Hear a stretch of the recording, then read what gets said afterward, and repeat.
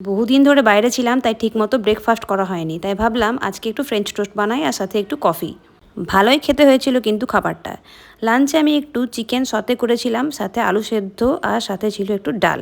কিছুই না, tomato capsicum দিয়ে একটু ভালো করে সতে করে নিয়েছিলাম চিকেনটাকে, মানে ওই ভাজা ভাজা করে নিয়েছিলাম আর কি। আর খেতে এত সুন্দর হয়েছিল যে এটার সাথে আর কিছু লাগবেই না। তাড়াহুড়ো থাকলে কোনোদিন এই রকম রেসিপি তোমরাও ট্রাই করে দেখো, দারুণ লাগবে খেতে। বিকেলবেলা শিবু যখন বাড়ি এলো তখন আমরা একটু বেরোলাম বাইরে। একটু কাজ ছিল, কেনাকাটা করার ছিল, বহুদিন গ্রসারি শপিং হয়নি, সেগুলো সব করলাম। আমাদের কাটোয়া শহরে ভালো ক্যাফেটেরিয়া বলতে আমি এটাই জানি, ব্রিউজ অ্যান্ড বেকস। বাকি কোনোটাই সেরকম আর স্ট্যান্ডার্ড গোছের নয়। এখানে আমি অর্ডার করেছিলাম একটু কফি আর সাথে ছিল দুটো কুকিজ। কুকিজ কেক এরা খুব ভালো বানায়, তবে চকোজটা খুব বেশি ভালো বানিয়েছিল সেদিন।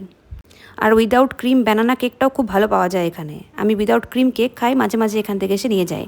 আর রাত্রে ফেরার পথে একটু বিরিয়ানি নিয়ে গেছিলাম, কারণ অনেকটাই রাত হয়ে গেছিলো। বিরিয়ানিটা খেতে বেশ ভালো হয়েছিল, খুব একটা খারাপ হয়নি, তবে আমরা বাইরের বিরিয়ানি খুব একটা খাই না। তো চলো আজকে এই পর্যন্তই, দেখা হবে পরের ব্লগে। টাটা।